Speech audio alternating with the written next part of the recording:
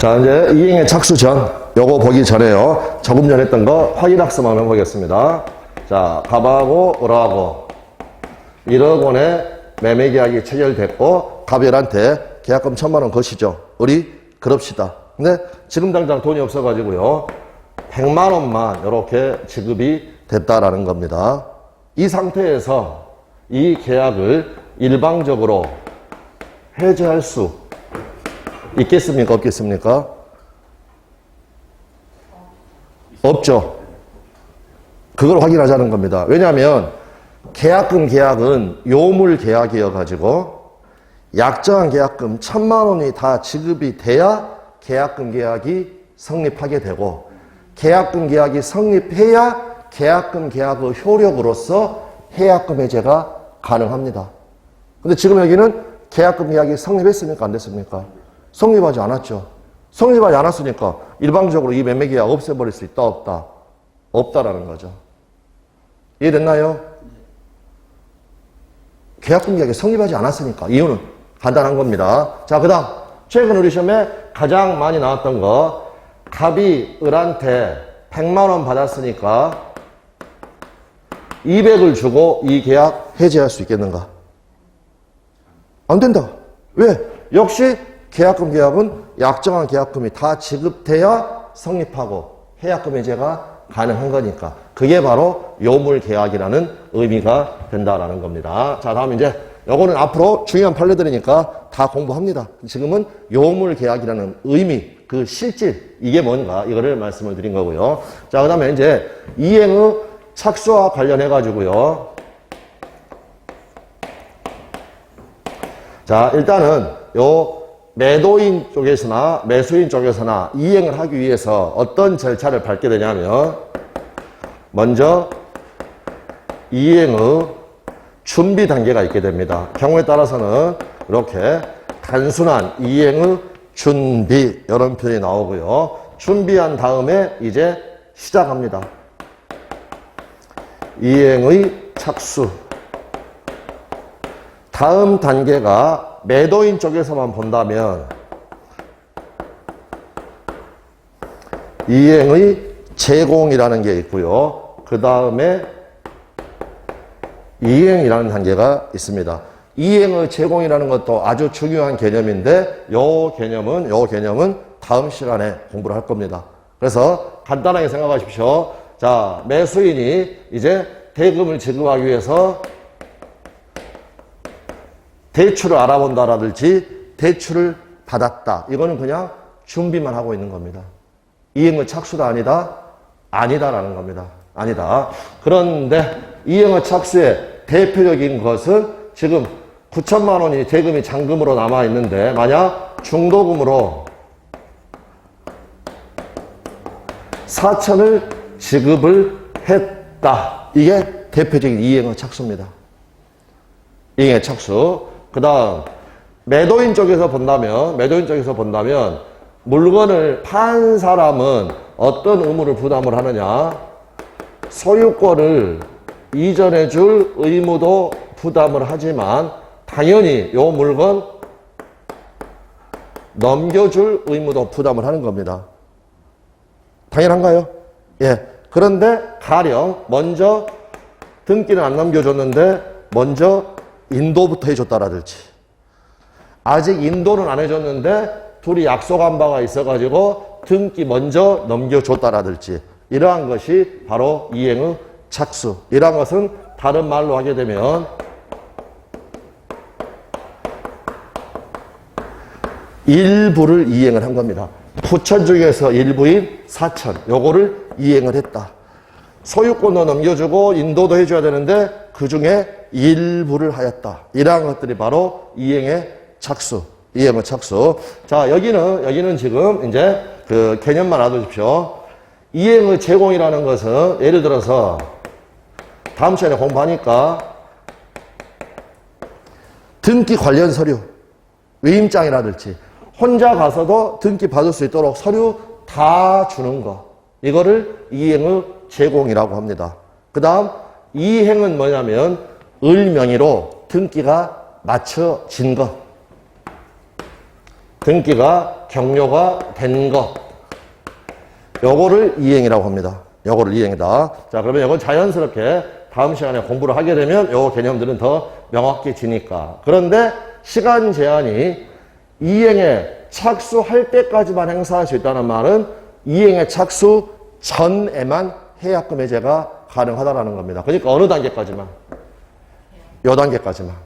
요 단계까지만. 여기서 1번, 가령 2번, 3번, 4번 이렇게 붙여보면 이제 제가 이 말씀을 드리는 이유는 뭐냐면 우리가 열심히 이거는 이행의 착수다 아니다 아주 중요한 판례들이 많습니다. 그걸 여러 번 이제 반복해서 공부를 하는데 그러면 이행의 착수다. 자, 이행의 착수 전, 즉 저기 1번 단계 이때는 이행의 착수 전이니까 해약금 해제를 할 수 있다 없다? 있다라는 말이 나오는 거고 그 다음에 예를 들어서 중도금을 지급했다. 이거는 이행에 착수한 거니까 이행에 착수했다. 그때는 해약금 해제를 2번이라든지 3번이라든지 4번이라든지 이 경우에는 해약금 해제를 할 수 있다 없다? 없다. 이런 질문으로 가게 된다라는 거. 네, 그것만 주의를 하시면 됩니다. 그래서 결국 요 1번 단계 요 때는 가능하지만 2번에 들어가 버리면 2번부터 그 밑에 단계들 얘들 경우에는 해약금 해제가 안 된다라는 거. 네, 그 내용이 나와 있습니다. 자, 그래서 5페이지 자료 제한에 가가지고 방가로 2번에 행사의 제한. 그러나 이에는 즉 해약금 해제권의 행사에는 다음과 같은 제한이 있다. 1번 이행의 착수 전까지만 할 수 있다. 해약금에 의해 계약을 해제할 수 있는 것은 당사자의 일방이 이행에 착수할 때까지로 한정된다. 그러므로 매도인이 목적물을 매수인에게 인도하거나 일부 이행을 했죠. 확인하시고. 다음 등기를 이전해 줬다. 그러니까 여기 보십시오. 인도에 둘 다 해줘야 되는데 이것만 했다라든지 또는 인도는 아직 안 해줬는데 등기를 해줬다랄지 이런 것들 전부 다 일부를 지금 이행을 한 겁니다. 그러니까 이행에 착수한 거죠. 또는 매수인이 나머지 대금을 9천이 남아있는데 일부라도 지급하였다. 그게 대표적인 게 중도금. 그러면 이게 이행에 착수가 된 겁니다. 따라서 이제는 쌍방 모두 계약을 해제할 수 없다. 2번 다른 약정의 부존재. 당사자 간에 다른 약정이 있으면 가령 해약금 해제는 하지 않기로 한다. 해약금 해제 배제 약정. 그 약정이 우선하게 된다. 요요하다라는 겁니다. 즉 당사자 사이에 계약금을 주고 받았더라도 계약의 해제권은 없는 것으로 특별히 약정한 바가 있으면 이 약정은 유효무효? 유효하니까 해약금에 의한 해제는 할 수 있다 없다? 없다. 하지 못한다. 이런 결론으로 가게 됩니다. 다음에 6번에 계약의 구속력 나와 있습니다. 자, 그래서 여기는 지금 우리 그 교재에 나와 있는 내용하고 똑같습니다. 똑같다. 먼저 한번 보고 읽어보면 우리가 계약 할 때 이 한자 약자도 그렇고요. 그 다음 우리가 약속이라고 할 때 이 속자도 그렇고 여기 앞에 나와 있는 개자도 그렇고 모두 다 묶는다라는 겁니다. 묶는다. 즉 구속한다는 뜻을 가지고 있고 결국 일단 계약이 성립하면 당사자들 모두를 구속하게 됩니다. 이 말이 계약은 지켜져야 한다라는 거죠. 자, 그래서 다음 당사자가 계약으로부터 구속이 된다는 말은 계약으로부터 발생하는 의무를 이행하지 않으면 상대방은 그 의무 실현을 강제할 수 있고 법의 도움을 받을 수 있다는 겁니다. 강제 집행. 또 계약 위반으로 입은 손해배상을 청구할 수가 있다라는 거. 다음 계약의 가장 큰 의미는 바로 의무를 발생시키는 요 단어입니다. 요 단어. 근거이며 이러한 의무는 스스로 자신을 구속해 넣음으로써 발생한 것이다. 이 말은 무슨 말이냐? 자, 예를 들어서 가바구라고 1억 원의 매매 계약을 체결을 했다면 여기에 구속이 돼서 소유권 이전 의무가 이제 부담을 하는데 이거 여러분 누가 시킨 겁니까? 갑한테? 법이 시켰나요? 아니죠. 지가 원한 겁니다. 물론 대금을 받기 위해서 소유권을 넘겨주는 거지만 그래서 이게 바로 이제 그러한 의무는 스스로 자신을 구속에 넣음으로써 발생한 것이다. 이런 식으로 표시가 되어 있고 지금 이제 우리가 보고자 하는 중요한 단어는 근거라는 겁니다. 근거. 요거는 이제 추가 설명을 드리겠습니다. 자, 그래서 일단 거기 책 읽어보겠습니다. 교재. 계약의 구속력, 약이나 속이나 개나 모두 묶는다.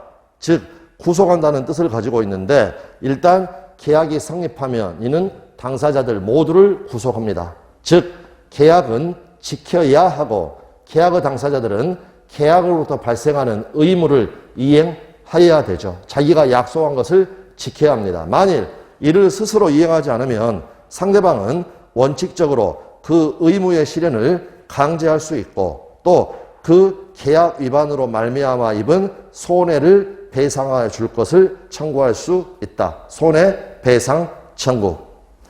계약의 가장 큰 의미는 그것이 이처럼 의무를 발생시키는 근거가 된다는 데 있다. 추가 설명 드리기로 하고 그런데 중요한 것은 이러한 의무, 즉 무엇을 하여야 한다. 소유권을 넘겨줘야 한다라는 것이 스스로 그렇게 하기를 원하였다는 것에서 누가 시킨 게 아니라 원하였다는 것에서 즉 무엇을 하려고 한다는 것에서 발생한다는 점이다. 갑이 주택 소유권을 을에게 이전하여 줄 의무를 부담하는 것은 그가 스스로 그렇게 의욕하였기 때문이다. 즉 그 의무는 타율적으로 남에 의하여 부과된 것이 아니라 스스로 자신을 구속에 넣음으로써 발생한 것이다. 자, 그러면 결국에는요, 매매 계약을 체결하게 되면 이 매매 계약이 이러한 의무 발생의 근거가 되는 거죠. 근거가 되는 거. 근데 이러한 것을 법적으로 하는 표현이 있다는 겁니다. 그 표현은 기본서에서 우리가 확인을 하도록 하겠습니다. 자, 기본서에 6페이지를 한번 가보십시오.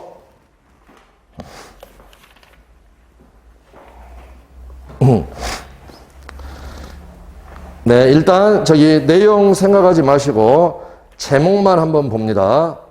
중간에 제3절 해가지고요. 권리 변동의 원인이 나와 있습니다. 그리고 바로 그 밑에 보면 박스 밑에 첫 번째 박스 밑에 뭐라고 적어져 있나요? 법률 사실. 두 번째 박스 밑에 법률 요건. 세 번째 박스 밑에 법률 효과. 이 근거를 법률 요건이라고 표현합니다. 자, 그러면 저는 항상 이거를 이야기할 때 어떻게 이야기하느냐. 방금 박스 밑에 있었던 것만 생각하십시오. 1층, 2층, 3층 이렇게 되어 있습니다. 1층이 첫 번째 박스입니다. 1층 밑에 적어져 있는 게 뭐라고요? 1층 밑에 법률 사실. 2층 밑에 적어져 있는 게 법률 요건. 3층에 적어져 있는 게 법률 효과. 되셨나요? 지금 그걸 그대로 옮겨본 겁니다. 그대로 옮겨본 거. 자, 그럴 때 제가 1층, 2층, 3층 이거를 이 표현을 쓰는 이유가 있습니다. 이유가 힌트는 드린 것 같으니까 2층에는 여러분 몇 명 살까요? 요거 하려고 1층, 2층, 3층 붙여놓은 겁니다. 2층에는 2명이 삽니다.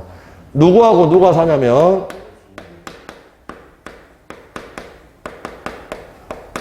법률 행위하고 법률 행위가 아닌 것들이 삽니다. 법률 행위가 아닌 것들은 총칭해가지고 뭐라고 하느냐. 법률 규정.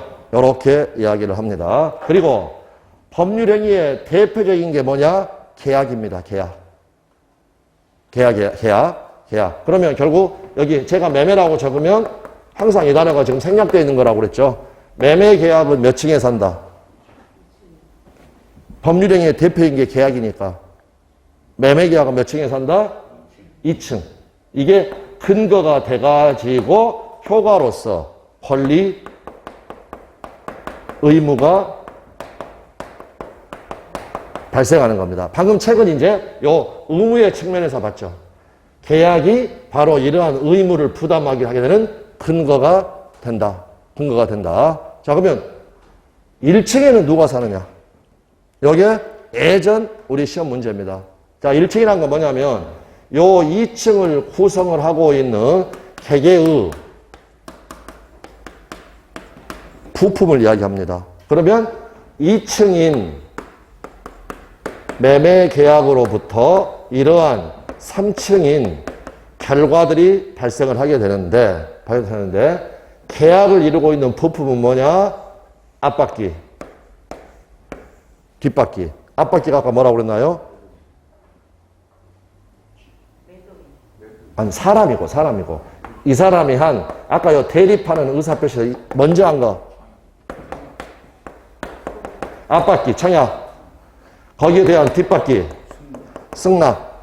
청약의 의사표시나 승낙의 의사표시. 줄여서 청약이나 승낙은 몇 층에 산다? 1층. 여기에 수험상의 의무입니다. 요렇게. 요것만 기억하시면 됩니다. 1층, 2층, 3층. 2층에는 2명 산다. 법률행위와 법률행위가 아닌 것. 법률행위의 대표적인 것은 뭐냐? 계약. 그러니까 결국에는 청약과 승낙 의사표시가 합치돼서 매매 계약이 체결이 되고, 매매 계약이 체결이 돼가지고 결국 각종의 권리, 의무가 발생을 한다라는 것. 그렇게 봐두시면 됩니다. 자, 그래서 우리 교재의 체를 보면 1층 법률 사실 소개가 청약과 승낙이 삽니다. 2층 법률 요건 소개가 누가 사느냐? 매매 계약이 삽니다. 3층 이게 바로 결과입니다. 결과. 효과. 그래서 소유권 이전 의무나 대금 지급 의무가 발생을 하게 된다라는 거. 이렇게 해서 봐두시면 되겠습니다. 이게 이제 1층, 2층, 3층 이거를 이야기를 합니다. 일단 그쪽 페이지는 펼쳐두시고요. 자, 그 다음 이제 우리 그 자료 요 페이지를 보시면 7번에 의사표시와 법률행위라는 표현이 나와 있습니다. 우리 자료에. 아주 어려운 단어입니다. 이 단어들은 어디에서 나오느냐? 민법 총칙에서 나오는 단어입니다.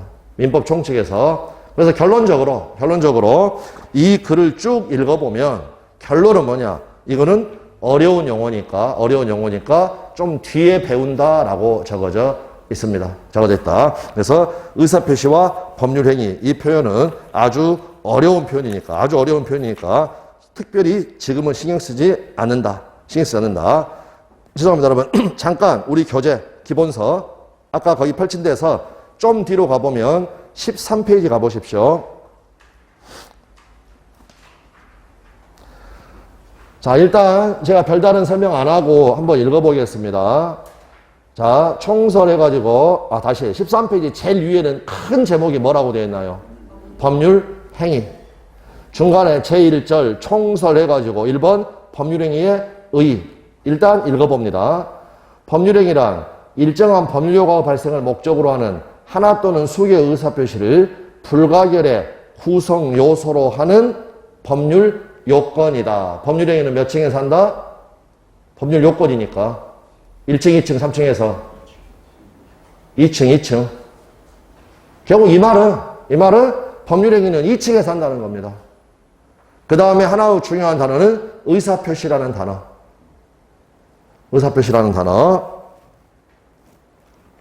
예컨대 매매계약은 청약과 승낙, 여러분 부담 없이 읽으셔도 됩니다. 청약과 승낙이라는 의사표시가 구성 요소이며 이게 바로 1층이라는 거죠. 1층. 계약상의 권리 취득과 의무 부담이라는 법률 효과를 발생시키므로 법률행위에 속한다. 법률행위에 의하여 법률관계를 자유롭게 형성할 수 있기 때문에 법률행위는 사적 자치의 수단이 된다. 밑에 법률행위와 의사표시의 관계. 1번 의사표시는 법률행위의 불가결의 구성 요소이다. 그러나 의사표시가 곧 법률행위는 아니다. 그리고 넘어가면 어쩌고 저쩌고 적어져 있습니다. 자, 이 말들 여러분 쉽나요? 어렵나요? 쉬우시면 여러분 천재입니다. 천재.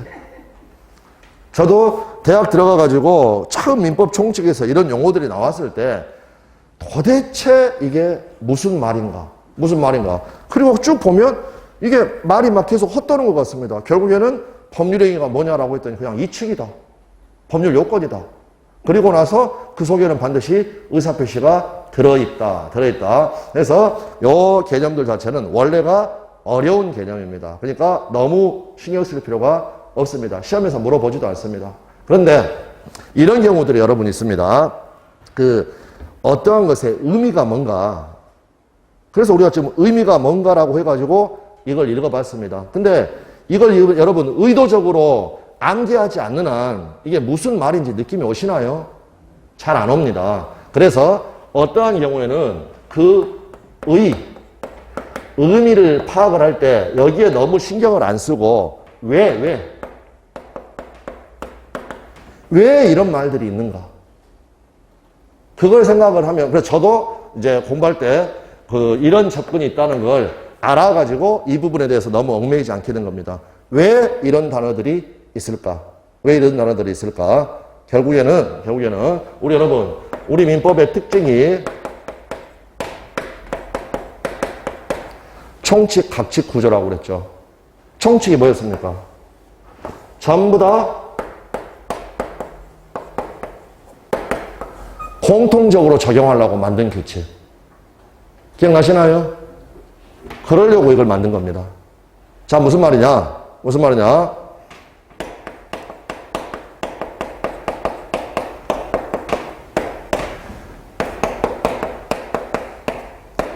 사기당해서 매매계약 체결했습니다. 지난 시간에 우리 공부했던 거, 사기당한 사람은 어떻게 할 수 있습니까? 취소할 수 있다.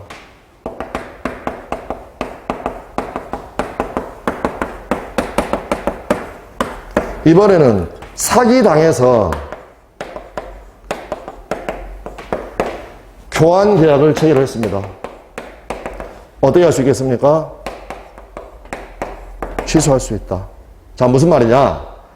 한 방에 해결해 버리려고 공통적으로 적용되는 규칙을 만들려다 보니까 추상적인 개념이 필요했던 겁니다. 만약 사기에 의한 의사표시는 취소할 수 있다. 사기에 의한 의사표시는 취소할 수 있다. 이런 걸 총칙에다 딱 두게 되면은 어떻게 되냐? 조문이 줄어든다고 그랬죠. 만약 이런 규정이 없으면은요, 어떻게 되냐? 매 계약마다 다 적어야 됩니다. 사기당해서 매매 이야기했으면 취소할 수 있다. 사기당해서 매매 이야기했으면 교환 계약했으면 취소할 수 있다. 사기당해서 임대차 계약 체결했으면 취소할 수 있다. 매 계약마다 다 적어야 된다. 그래서 왜 만들었느냐? 이런 거. 조문 숫자를 줄이고 공통적으로 적용되는 규칙을 만들기 위해서 실제하지 않는 개념인 법률행위라는 개념을 만들고 법률행위 속에는 반드시 뭐가 들어있느냐? 의사표시가 들어있는 겁니다. 의사표시. 그래서 결론적으로 법률행위라는 것은 사람의 의사로 결정이 되고, 아까 누가 시킨 거 아니었죠? 소유권 이전은 부담하는 게. 의사에 의해서 결정이 되고 표시된 내용대로 얘들의 공통점을 다 보니까 결론적으로 의사에 의해서 결정되고 그 표시된 의사대로 효력이 다 인정되더라 라고 해서 이런 개념을 만들고 전부 다 뭐가 들어있게 됩니까? 의사표시가 전부 다 들어있게 되죠. 되셨나요? 예. 그래서 딱 우리 민법 110조에다가 사기한 의사표시는 취소할 수 있다라고 적게 되면 한 방에 이 모든 것을 해결을 하는 겁니다. 결론. 그냥 다시 한번 말씀드립니다. 법률행위, 의사표시라는 개념 자체는 실제하지 않은 개념입니다. 그러니까 그게 무엇인가를 막 일부러 애우려고 할 필요도 없고 그냥 왜 이게 있는가라는 걸 생각을 해보면 그럴 수 있겠구나. 그래서 그런 식으로 접근하는 것이 현명한 거지. 우리 책 이건 어쩔 수 없습니다. 모든 책들이 다 이렇게 적어져 있지만 이거 아무리 외우고 해봐야 법률행위가 뭘까? 의사표시가 뭘까? 느낌은 없다. 네, 그 말씀을 드리겠습니다. 자, 그래서 방금 말씀드렸던 부분, 그 부분을 약간 봐두시면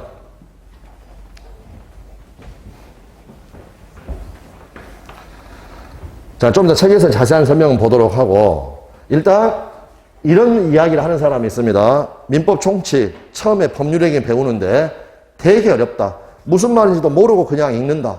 저희도 공부할 때 다 마찬가지고 그러다가 나중에 민법 공부 다 끝나면 그냥 법률행위는 계약이다. 계약이 대표적인 것이다. 이것만 남더라. 이런 표현을 쓴다라는 겁니다. 그래서 이 계약이라는 것이 법률행위의 하나인데 법률행위의 가장 중요한 종류라는 겁니다. 근데 아까 혼자 하는 것도 있었죠. 둘이 안 하고. 그걸 뭐라고 했나요? 단독행위. 그것도 법률행위입니다. 법률행위. 그 다음에 계약이 아닌 행위. 그 말이 유언. 혼자 한다. 둘이 한다. 혼자 한다. 그래서 혼자 하는 것도 있다라는 겁니다. 그런데 공통점은 뭐냐? 둘이 했든 혼자 했든 사람의 의사에 의해서 결정이 되고 의사에 의해서 그 표시된 의사의 내용대로 누가 시켜서가 아니라 내용대로 권리 의무가 결정되더라. 이 두 가지가 그래서 이제 개념을 만들어낸 겁니다. 개념 만들어냈다. 그래서 방금 이제 공통점과 차이점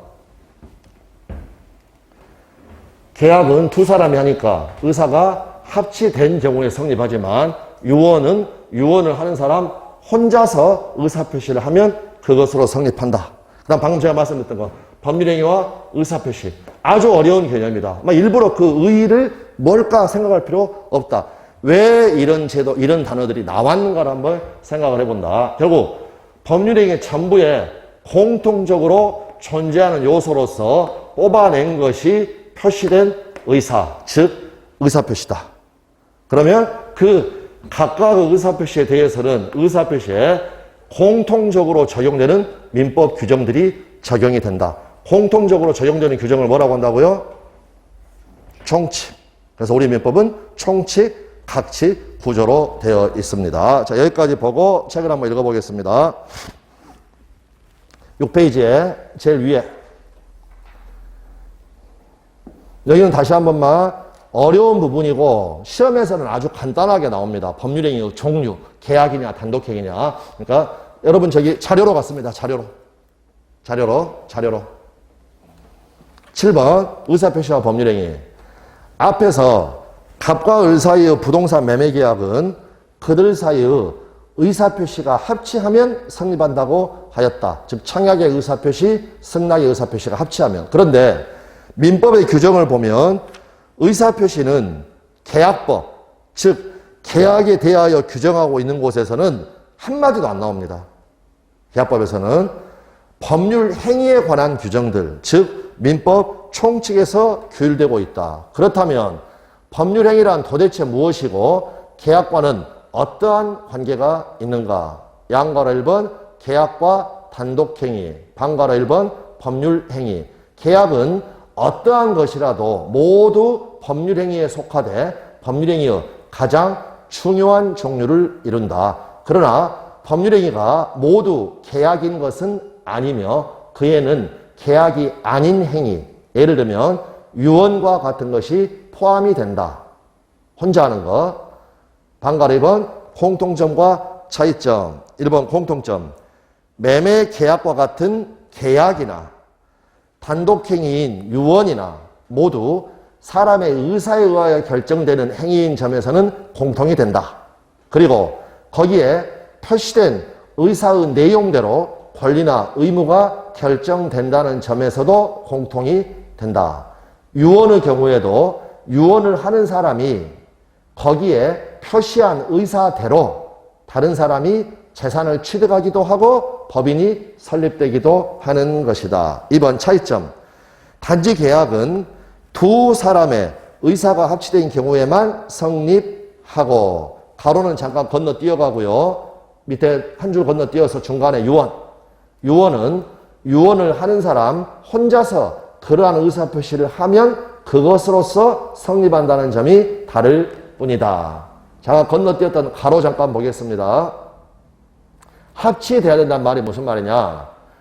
을이 아무리 산다고 외쳐봐도 갑이 판다고 하지 않으면 둘 사이에 합치가 없으니까 계약은 성립하지 않고, 따라서 아무런 권리 의무도 발생하지 않는다라는 겁니다. 반가로 3번.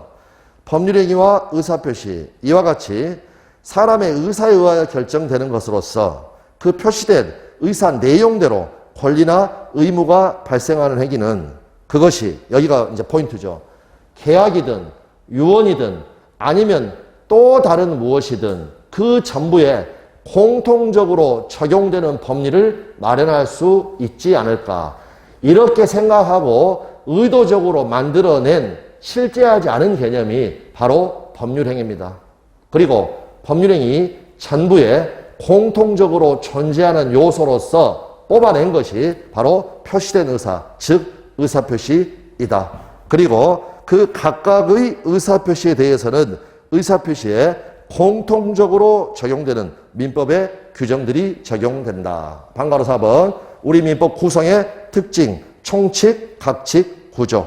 민법은 공통적인 규정, 즉 총칙과 특수하게 그 개별적인 제도 또는 유형에만 적용이 있는 규정. 그래서 총칙과 각칙을 나눔으로써 수많은 제도에 대한 규정 전체를 체계적으로 또 되도록 적은 수의 조문으로 하나의 법률 안에 담을 수 있게 되었다. 지난 시간에 말씀드렸던 이 부분 여러분 생각나시나요? 우리 민법 조문이 1000개가 조금 넘는데 이게 일정한 방식을 취하지 않으면 2000개, 3000개가 될 수도 있다.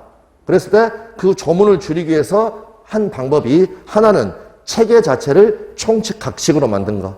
기억나시나요? 또 하나 뭐 있었나요? 또 하나. 이건 이제 지난 시간 복습용으로 질문 드려보는 겁니다. 네. 준용한다. 말로 쭉 안 적고 그냥 어떤 숫자 하나만 딱 적어가지고 이것을 준용한다. 이런 방식이 있다라는 겁니다. 자, 그 다음 잠깐 밑에 읽어보고 준용한다라는 거 한번 확인하겠습니다. 그런데 이와 같이 우리의 일상적인 생활 경험과는 별로 관계가 없는 개념인 의사표시가 주로 문제가 되는 것은 계약이 원만하게 성립하고 진행되는 경우에서가 아니라 그 성립 과정에서 어떤 고장, 문제가 발생한 경우를 법적으로 처리하여야 할 경우에 있어서이다. 그러므로 의사표시의 법리에 대해서는 그 고장 사유를 살펴보는 부분에서 검토한다. 최종 결론은 이 단어들은 너무 어려운 단어들이니까 너무 얽매이지 마라. 처음에 공부할 때. 다만 왜 이런 표현이 나왔는가 그것 자체는 한번 생각을 해보면 시간이 흘러가면 자연스럽게 이해가 될 수 있다라는 겁니다. 자, 그렇게 말씀을 드리고, 자, 잠깐만 그 기본서를 가셔가지고요. 우리 기본서에 가게 되면 뒤쪽에, 자, 어디로 가시냐면 683페이지에 보시면, 이건 지난 시간 복습입니다.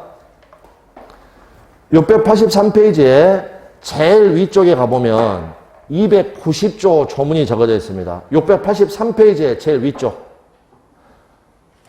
290조 찾으셨나요? 683페이지니까 시선이 오른쪽, 시선이 왼쪽이 아니라 오른쪽으로 가주십시오. 오른쪽으로. 683페이지요. 683페이지. 조금 기다리겠습니다. 자, 683페이지에 보시면 우리 민법 조문 290조가 나와 있는데 제목이 뭐라고 되어 있습니까? 준용 규정. 지금 내용은 생각하실 필요 없습니다.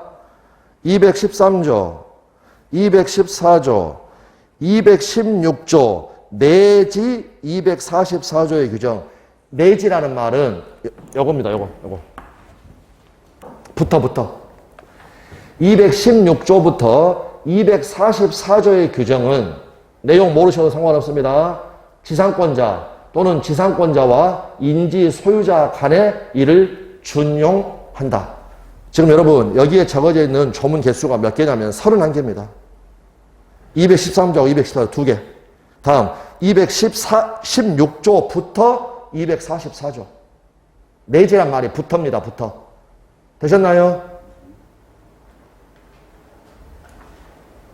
아니, 제가 지금 말씀드린 취지가 뭐냐면 민법 조문수를 줄이는 하나의 방법이 준용 규정을 두는 것이다. 근데 한번 실제로 느껴보시라는 겁니다.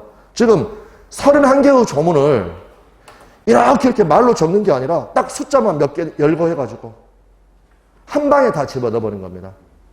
한 방에 다 집어넣어버리는 거. 그리고 최근 우리 시험에서는 이 준용한다라는 말, 준용 규정을 알고 있는가도 핵심적인 준용 규정들은 다 물어봅니다.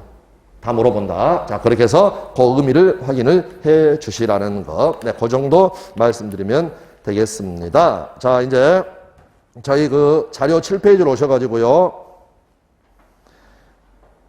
계약을 체결하는 방법 해가지고 대리에 대한 설명이 나와 있습니다. 자, 그런데 대리는 덩치도 아주 크고요. 보통 최소 2문제, 기본이 3문제, 올해도 3문제 나왔습니다. 3문제. 그런데 미리 말씀드릴 건 뭐냐면 그 대리제도 자체라는 게 이제 덩치는 커가지고 내용들이 좀 많습니다. 그거는 입문 때 굳이 할 필요 없습니다. 그래서 대리제도라는 게 무엇인가 그 개념 정도만 파악하시면 되겠습니다. 양가를 1번에 조금 어려운 표현이 나와 있네요. 자, 일단 제목만 보고요. 제목만 보고 저기 좀 어려운 표현 나와 있으니까 잠깐 여기서 말씀을 드리고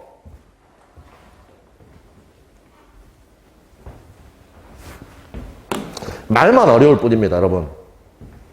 표의자, 이거는 의사표시자입니다. 다른 말로 하면 의사표시를 한 사람에게 효과가 돌아가는 것이 원칙이라는 겁니다. 이거 여러분 너무나 당연한 거 아닙니까? 제가 한 의사표시 때문에 여러분이 어떤 의무를 부담을 한다. 말이 되나요? 안 되나요? 안 되죠. 그러니까 이거는 너무나 당연한 원칙입니다. 그런데 그에 대한 예외를 규정을 하고 있는 게 바로 대리제도라는 거죠. 제가 여러분한테 대리권 주면 제가 의사표시를 하는 게 아니라 대리인 여러분이 가가지고 의사표시를 하는 겁니다. 그러면 저는 의사표시를 안 했죠. 그래도 여러분이 한 법률행위 효과, 계약 효과는 저한테 기속이 된다는 거. 그래서 결국에는 대리제도라는 것은 말은 좀 어렵지만 표의자 효과 기속의 원칙, 너무나 당연한 건데 이 원칙에 대한 예외적인 제도라는 것. 여기 보십시오. 계약의 구속력이라는 것은 의사표시를 한 당사자에게만 미치는 것이 원칙인데 대리라는 것은 그 예외에 해당한다라는 것. 그 정도 봐두고요. 자, 이제 저희 자료로 가시겠습니다. 계약을 체결하는 방법. 그 중에 하나인 대리. 양가를 1번. 표의자 효과 기속의 원칙과 예외. 대리제도는 바로 그 예외를 이야기합니다. 계약. 나아가 법률행위에 대한 법률을 지배하는 원칙 중에 하나는 계약의 구속력, 즉 계약으로부터 발생하는 법률 효과는 의사표시를 한 당사자에게만 미친다는 것이다. 원칙. 남이 한 의사표시에 의하여 내가 구속을 받을 이유는 없다. 이러한 계약법상의 원칙은 다른 많은 원칙들처럼 민법에 정면으로 딱 명백하게 적어져 있지는 않습니다. 그러나 이 원칙은 이에 대한 예외를 특별히 규정을 함으로써 간접적으로 선언되고 있습니다. 그러한 예외 중에서 가장 중요한 것이 바로 대리제도입니다. 양가로 2번. 대리의 의. 계약은 반드시 본인이 스스로 체결하여야 할 필요는 없다. 본인이 다른 사람에게 계약의 체결을 맡기고 그 맡은 사람이 본인을 대리하여 상대방과의 사이에 계약을 체결한 경우에도 그 계약의 효과가 본인에게 돌아갈 수 있다. 민법은 이와 같이 대리인이 본인을 대리하여 체결한 계약의 효과가 바로라는 단어가 조문에는 즉시라고 적어져 있습니다. 바로 본인에게 돌아가고 대리인 자신은 그 계약으로부터는 여기 중요합니다. 아무런 권리나 의무도 취득하지 않는 제도를 마련하고 두고 있다.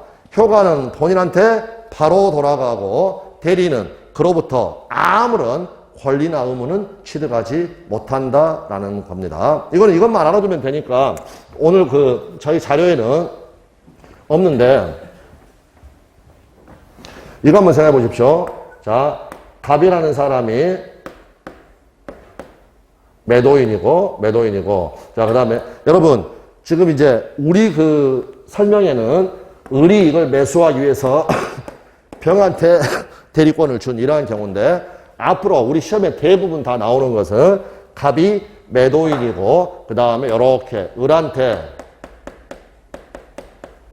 이게 뭘 줄임말입니까? 수권이? 아까?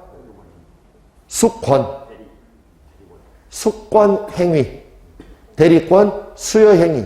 그래서 앞으로는 딱 수권 여러 개 적으면 대리권 수여 행위가 있었구나. 수권 행위가 있었구나. 즉 대리권을 줬구나.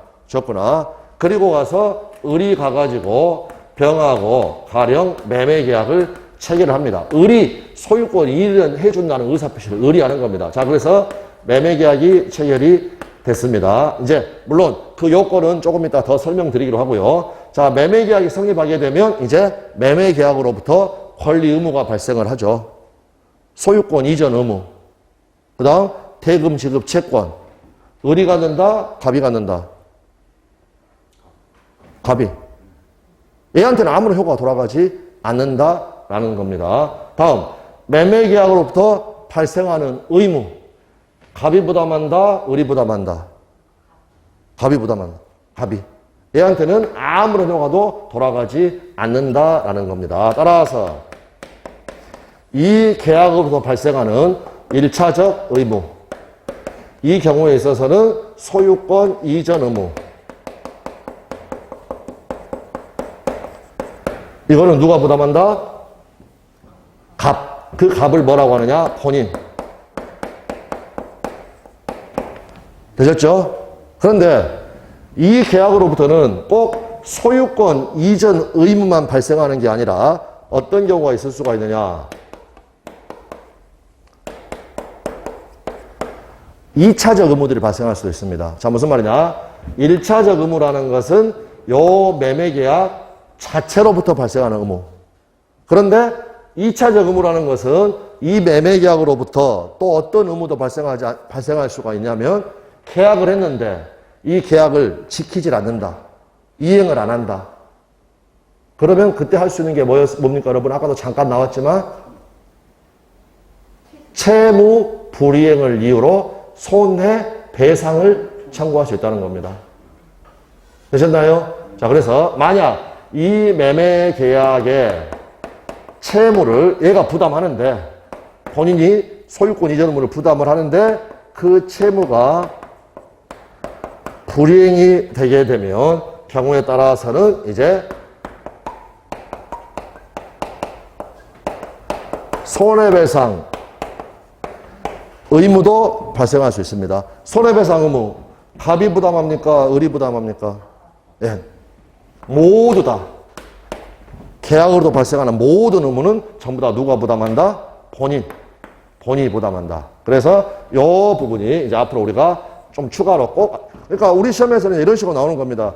이러이러 해가지고 갑의 채무 불이행이 있었다. 병은 을에게 손해배상을 청구할 수 있다, 없다? 없다. 29회 정답 질문이었습니다. 그 시험 자체에서. 이 말이 바로 다시 한 번만 마지막 부분.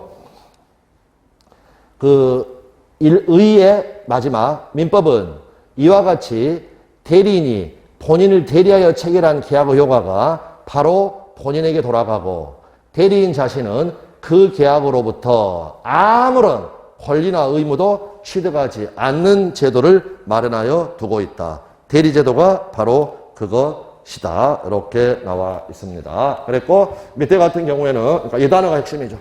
제가 방금까지 얘기 아무런 권리나 의무도 취득하지 않는 제도 요거를 말씀을 드렸습니다. 그 밑에 사례는 그냥 요걸로 이제 봐두시면 되겠습니다. 우리 사례에서 매수인이 지방에 거주하고 있어가지고 병에게 위임장을 써줘서 병으로 하여금 주택을 물색하게 하고 매매 계약도 체결하도록 하는 경우. 그런데 이 경우는 여러분 이걸 뭐라고 부르느냐?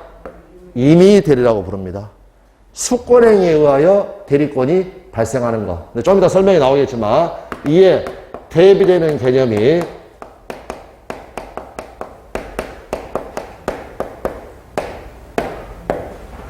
법정대리.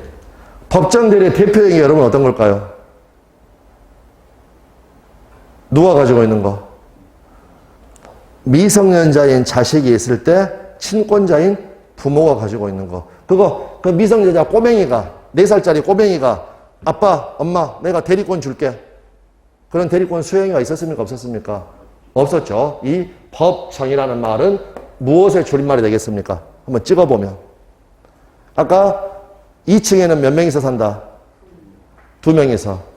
법률행위와 법률행위가 아닌 것. 법률행위가 아닌 것을 뭐라고 한다?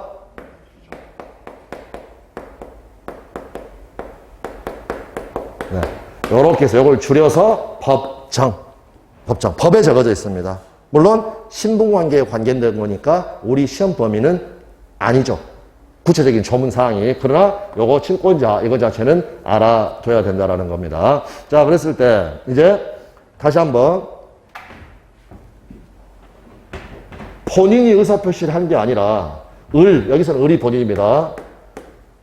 본인이 의사표시를 한 게 아니라 남이 가가지고 의사표시를 했는데 그 의사표시가 요 을한테 귀속이 되려면 일정한 요건이 갖춰져야 되겠죠. 그게 우리 민법 114조에 적어져 있습니다. 물론 114조의 표제는 대리행위의 효력이라고 되어 있는데 단어를 잠깐 봐보십시오. 대리인이. 이 말이 무슨 말이냐? 대리권이 있어야 한다는 거. 있어야 한다는 거. 그래서 세 가지 같이 하면 다음. 그 권한 내에서. 이걸 뭐라고 하느냐? 여기. 권한 내의 행위일 것. 그 다음이 본인을 위한 것임을 표시할 것. 본인을 위한 것임을 표시한다는 걸 뭐라고 하느냐? 현명. 현자가 나타낸다는 겁니다. 보여준다. 나타낼 현자. 그래서 본인의 이름을 밝혀준다. 보여준다. 이렇게 해서 세 가지의 요건이 갖춰졌을 때 본인의 효과가 기속이 되는데 아까 우리 앞에서 읽어볼 때 바로 본인에게 기속이 된다. 이게 직접. 제가 아까 말을 즉시라고 했나요? 그건 잘못된 거고 직접. 다시 읽어봅니다. 이제 대리인이 그 권한 내에서 본인을 위한 것임을 표시한 의사표시는 직접 본인에게 대하여 효력이 생긴다. 그럼 이거는 먼저 그냥 제가 간단하게 그림을 그려놓고 말씀을 드리겠습니다. 자, 여기가 본인. 대리권을 줬습니다. 대리인. 이 사람을 상대방이라고 합니다. 매매계약 체결은 가서 의뢰하죠. 그러려면 일단 그 효과가 본인에게 기속이 되려면 대리권이 있어야 되는데 수권행위가 있었죠. 대리권 줬으니까 여기가 통과가 됐고 그 다음에 부동산 매도해달라고 팔아달라고 또는 매매계약 체결에 관한 대리권을 줬는데 얘가 가가지고 매매계약을 체결했으니까 권한 내의 행위도 했죠. 그런데 뭐가 돼야 된다? 현명이 되어야 한다라는 겁니다. 그래서 현명이 된다는 건 가장 기본적인 게 계약서에 어떻게 써져 있느냐? 일반적으로 매도인, 갑의, 대리인, 을. 이게 바로 현명입니다. 본인의 이름을 나타내 주는 것. 이 계약은 나가 아니라 누구한테? 본인 갑에게 기속됩니다. 라는 걸 보여주는 것. 이걸 뭐라고 한다고요? 현명. 그러면 지금 요건이 다 갖춰진 겁니다. 대리권이 있었고 권한 내의 행위를 했고 그 다음 계약서를 보니까 매도인 갑대리인 을 물론 매수인 자리에는 병, 도장, 꽝꽝 이렇게 적어있다. 이게 바로 뭐냐? 현명. 그러면 여기가 현명입니다. 대리인이 그 권한 내에서 현명을 하고 한 의사표시를 이걸 뭘 이야기할까요, 여러분? 예를 들어서 을이 가가지고 이렇게 청약을 했다면 요 청약의 의사표시 이걸 이야기하는 겁니다. 되셨나요? 물건 팔아야 되니까 대리권 가지고 가서 내 부동산 이 부동산 X부동산 사시겠습니까? 라고 한 청약의 의사표시 그리고 을이 병이 거기에 대해서 승낙의 의사표시를 해서 1억 원에 사겠다라고 하게 되면 합치가 되고 매매계약이 체결되고 그로부터 발생하는 권리 의무는 다 누구한테 속한다? 본인에게 귀속이 되게 된다라는 거. 그래서 이제 여기 현명이라는 단어, 요 단어를 알아두시면 됩니다. 그런데 한 가지만 말씀드릴 거, 이 부분입니다. 조문에는 뭐라고 되어 있냐면 방금 여기서 보셔도 됩니다. 본인을 위한 것임을 표시한다. 이게 현명입니다. 현명. 아니 여기로 확인해 보시면 본인을 위한 것임을 표시한다라고 되어 있죠. 근데 여기는 약간의 해석이 필요하기 때문에 지금 말씀을 드린 겁니다. 자, 갑이요 본인입니다. 누구냐면 은행.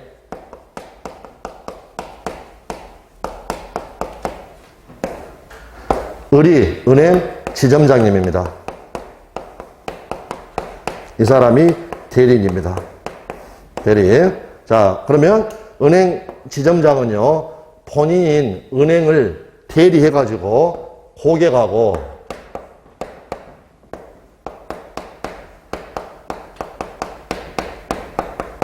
예금 계약을 체결할 수 있습니다. 그리고 예금 계약 체결하고 요 병으로부터 을한테 어떻습니까? 예금을 받을 수가 있다라는 거. 그러면 얘가 예금을 받으려면 방금 말한 것처럼 이 요건이 다 갖춰져 있어야 됩니다. 그런데 당연히 대리인이란 말은 대리권이 존재한다는 거고. 그래서 만약 이 예금 계약서를 보게 되면 갑, 은행, 지점장, 을, 갑의 대리인, 을 이런 식으로 되어 있다는 겁니다. 이런 식으로 되어 있다. 되셨죠? 자, 그런데 을이 이 예금 계약을 체결하는 의도가 뭐였냐면 얘로부터 예금을 받아가지고 지가 쓰려고.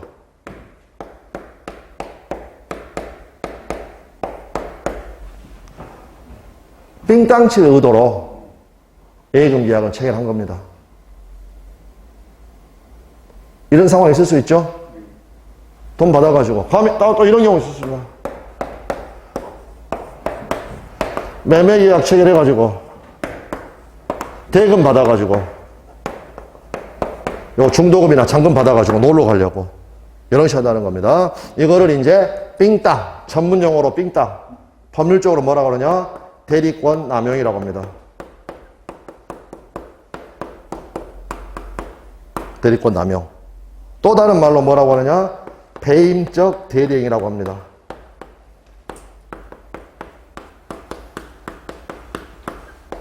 자, 이 예금 계약은 대리행위로서 또는 이 예금 계약은 유효하게 성립했을까 안 했을까? 지금 물어본 건 유효하게 성립했는가만. 예. 왜? 요건이 다 갖춰져 있으니까.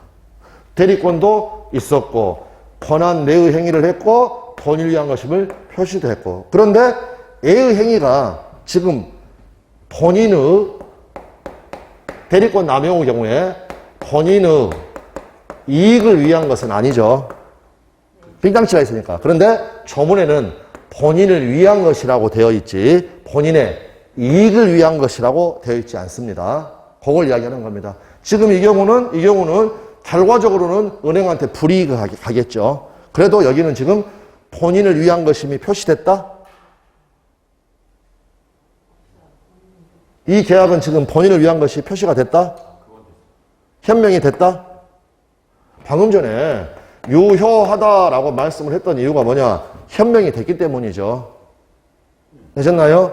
현명을 한다는 건 본인의 이익을 위한다는 게 아니라 이 효과가 가백에 돌아간다. 가백에 돌아간다라는 걸 이야기를 하는 겁니다. 자, 그래서 여기 대리권 남용 부분이 우리 시험에서는 아주 자주 나오는 엄청나게 중요한 부분입니다. 그러니까 이 예금 계약은 유효다, 무효다? 예. 그런데 그거는 원칙을 이야기하는 거고, 그 다음 다시 한 번만, 유효인 이유는 이 세 가지의 요건이 전부 다 갖춰졌기 때문에. 그런데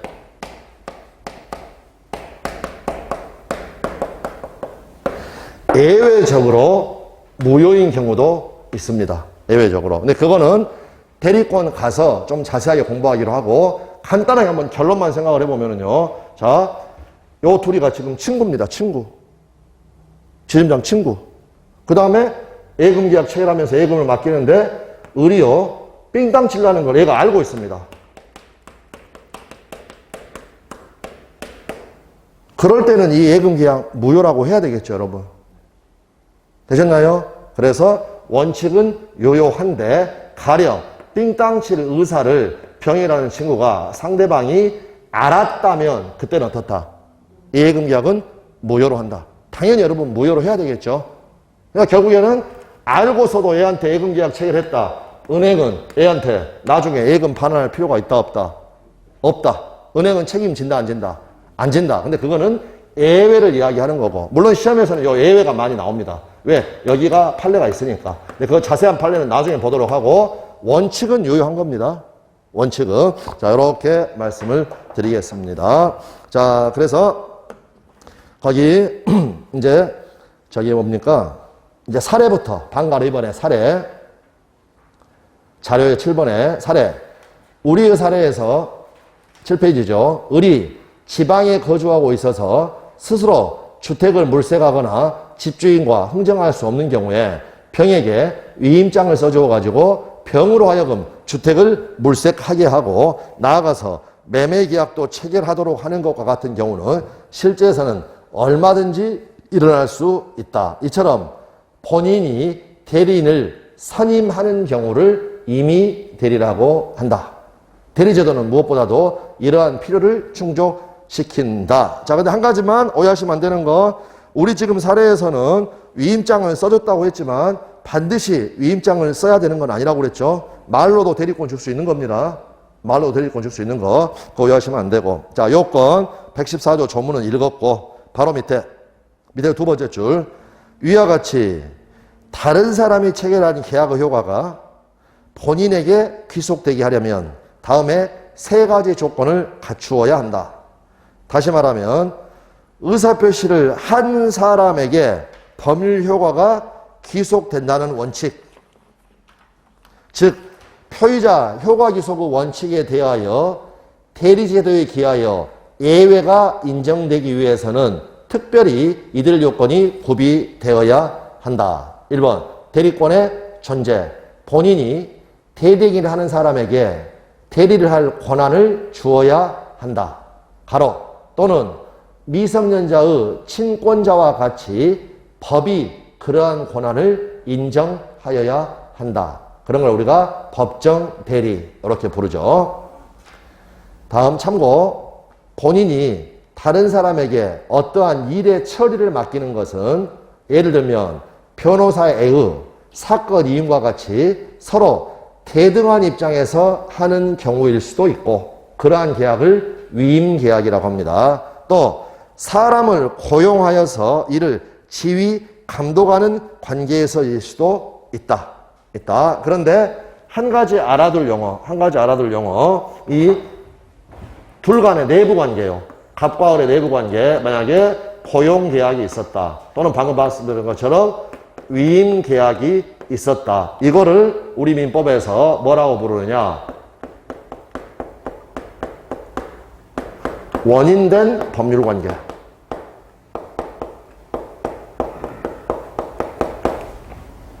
위임이나 고용과 같은 게 대리권을 주게 된 원인이 됐다라고 해가지고 원인된 법률관계 이렇게 부릅니다. 이 용어는 알아두셔야 됩니다. 그래서 나중에 우리 기본서 공부하시면 이제 배우게 되겠지만 만약에 본인하고 대리인 사이에 이 원인된 법률관계가 종료되게 됐다. 위임계약이 끝났다. 고용계약이 끝났다. 그러면 의뢰 대리권은 소멸한다. 대리권 소멸 사유와 관련돼서 원인된 법률관계라는 표현이 나옵니다. 이게 바로 이 위임이나 고용계약과 같은 내부 관계를 이야기를 합니다. 작은 동그라미 2번 현명. 대리행위를 하는 사람이 상대방과 계약을 체결하면서 계약 의효과가 자신이 아니라 본인에게 돌아간다는 점을 밝혀야 한다. 민법 114조 제1항에서 본인을 위한 것임을 표시한다고 정하는 것이 바로 이를 의미한다. 이를 대리행위에서의 현명이라고 한다. 그런데 여기서 조문에 본인을 위하여라고 적어져 있는데 이거는 본인에게 이익이 돌아가도록 하려는 마음에서 나는 뜻이 아니고 그러한 속마음과는 상관없이 객관적으로 봐서 계약의 법률 효과를 본인에게 귀속시키려고 하는 행위라는 의미이다. 예를 들면 갑 대리인 을, 갑 은행 지점장 을이라고 해서 계약서를 작성을 했으면 현명이 된 거라는 겁니다. 자, 그래서 본인의 이익을 위한다. 이런 의미가 아니라는 거. 그 정도 봐두시면 되겠고요. 3번. 대리 권한 내의 행위. 대리는 대리권의 범위 안에서 대리행위를 하여야 한다. 대리권이 전혀 없거나 다음.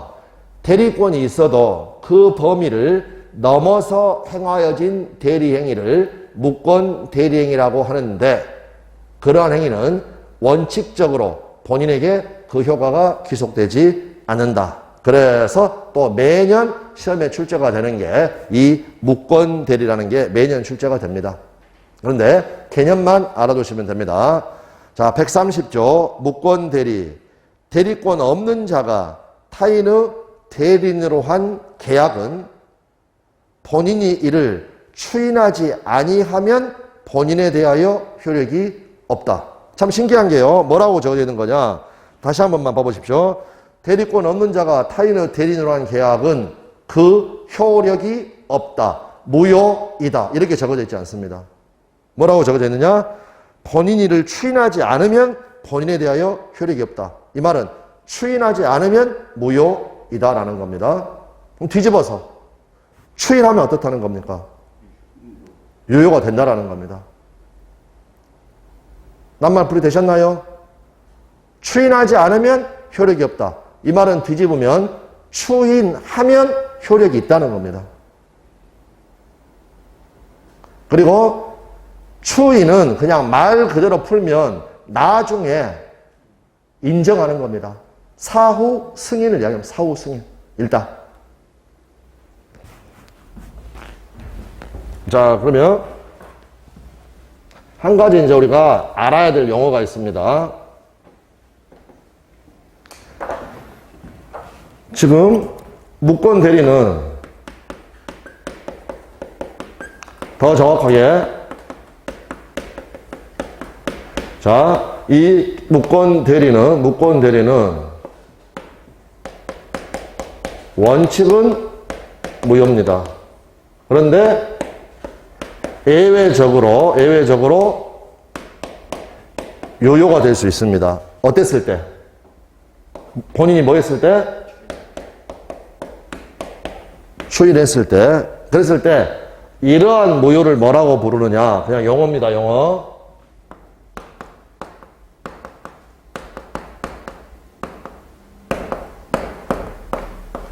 무효는 무효인데 불확정적 무효다라고 부릅니다. 왜?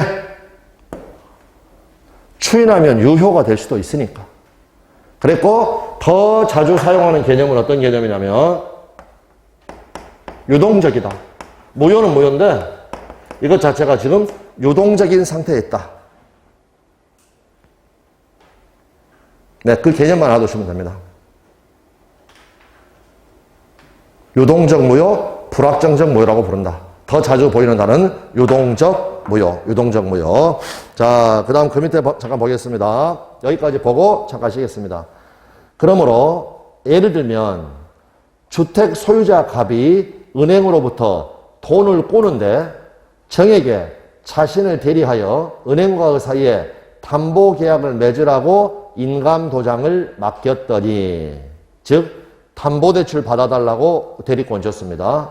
그런데 대리인 정이 이 인장으로 위임장을 함부로 만들어서 갑을 대리하여 그 소유의 주택을 을에게 매도하는 계약을 체결해버렸다. 팔아버렸다. 그 행위는 정이 가지는 대리권의 범위를 넘는 것이므로 매매계약 효력이 원칙적으로는 갑에게 미치지 않는다. 여기에 계속 원칙적이라는 표현이 나온 이유는 아까 봤던 것처럼 추인하게 되면 유효가 되는 거니까. 유효가 되는 거니까 이런 표현이 나와 있는 겁니다. 즉 최종 결론, 무효니까, 원칙적으로 무효니까 갑은 을에게 그 주택의 소유권을 이전할 채무를 부담하지 않으며, 만약 그 계약에 기하여 이미 을 앞으로 소유권 이전 등기가 되었으며, 여기 중요합니다. 뭐 할 수 있다? 말소를 청구할 수 있다. 그 다음에 그 밑에다가 한 단어만 적어 두십시오. 지금은 좀 설명드리기는 곤란하고요. 소유권의 기한,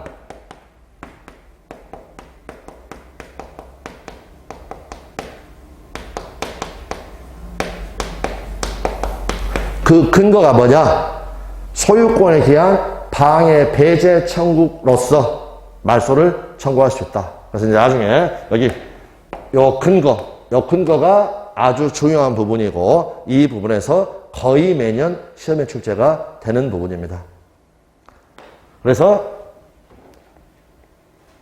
소유권에 기한 방해 배제 청구권이 갖게 될 겁니다. 또는 소유권에 기한 방해 배제로서 그 말소를 청구할 수 있다. 요것만 하나 적어 두시면 되겠습니다. 자, 그러면 잠깐 쉬셨다가 제2절 계약의 효과, 이 부분 더 보도록 하겠습니다.